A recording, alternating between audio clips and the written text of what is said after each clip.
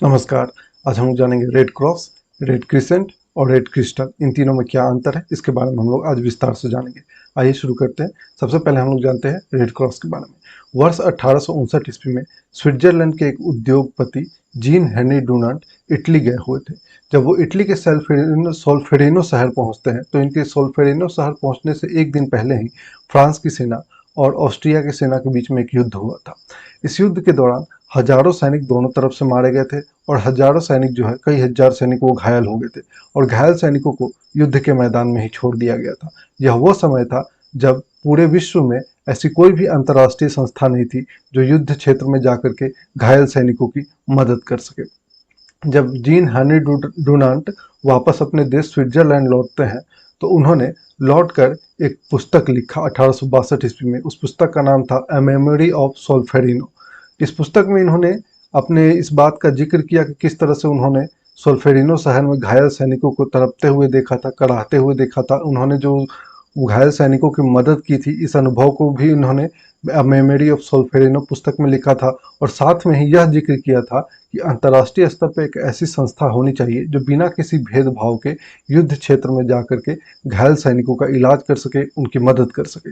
इसके बाद में पांच लोग पांच लोग कौन कौन थे? तो Henry Dunant, Gustave Moynier, Theodore Moynier, Louis Appia और गुइलाम ड्यूफोर। ठीक है, इन पांचों ने मिलकर एक संस्था बनाई और उस संस्था का नाम था international committee for relief to the wounded. Hindi में कहे तो घायलों के इलाज के लिए एक अंतर्राष्ट्रीय कमेटी। ठीक है, इसके बाद में सबसे बड़ी समस्या तो यह थी कि जब युद्ध क्षेत्र में इस कमेटी के लोग, जो इन्होंने पांच लोगों ने मिलकर जो घायलों के इलाज के लिए एक कमेटी बनाई थी, तो जब ये युद्ध क्षेत्र में घायलों के इलाज के लिए इस कमेटी के वॉलंटियर या फिर सदस्य जाए तो इन पे कोई दूसरा देश हमला न कर दे, यह सोच करके कि ये तो शत्रु है। तो इसके लिए इन्हें एक ऐसी निशान, एक ऐसे चिन्ह या एक ऐसे झंडे की जरूरत थी जिसको सभी देशों द्वारा मान्यता प्राप्त हो और उसको देखकर ही लोग यह समझ जाए कि यह घायल सैनिकों के इलाज के लिए आए हैं, यह कोई शत्रु नहीं है। इसके लिए 1863 ईस्वी में स्विट्जरलैंड के झंडे से मिलता जुलता इन्होंने एक अपना झंडा या यूं कहे तो एक अपना निशान तैयार किया। कैसे? तो ये देखिए, उन दिनों इस स्विट्जरलैंड का झंडा कुछ इस तरह का हुआ था।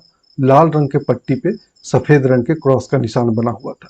इसी से मिलता जुलता इन्होंने अपना एक झंडा तैयार किया, सफेद रंग की पट्टी पे लाल रंग के क्रॉस का निशान। ठीक है, और ये जो international committee for relief to the wounded, इन्होंने अपना यही एक आधिकारिक रूप से ये झंडा चुना, सफेद रंग की पट्टी पे लाल रंग के क्रॉस का निशान, जो स्विट्जरलैंड के झंडे से मिलता जुलता था।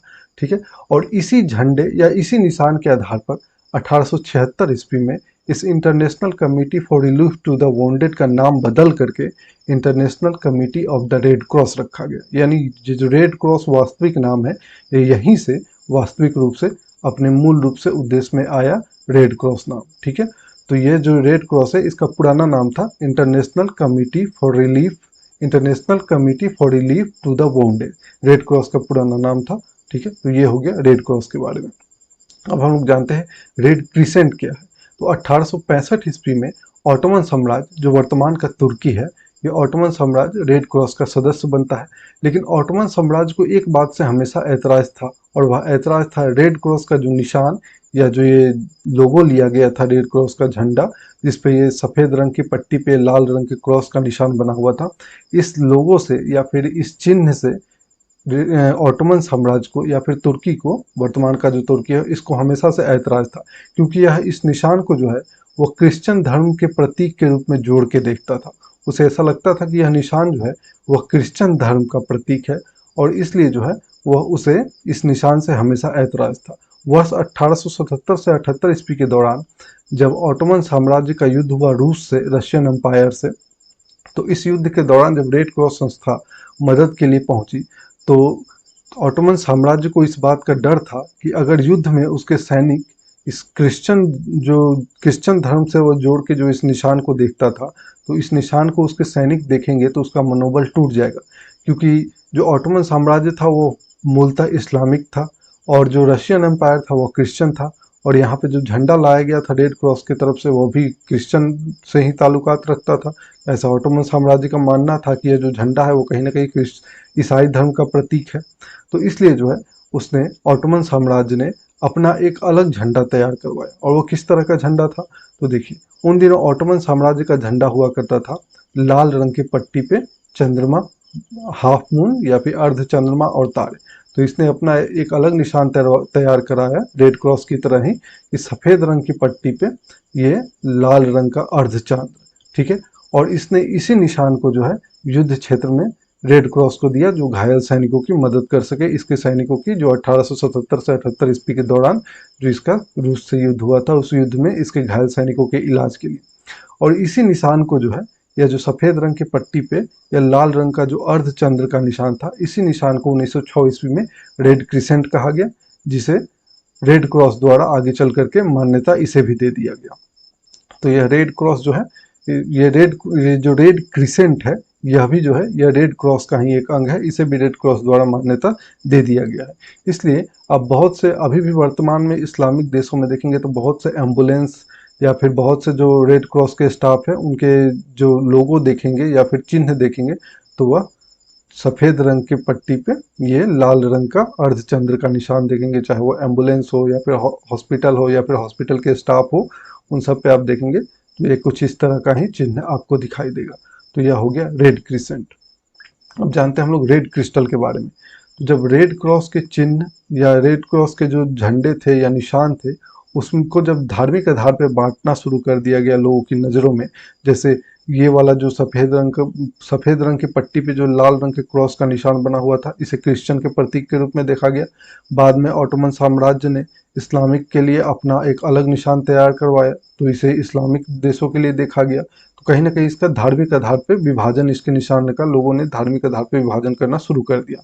तो 1992 ईस्वी में रेड क्रॉस संस्था के उन दिनों के अध्यक्ष थे कार्नेलिया सोमारगुआ।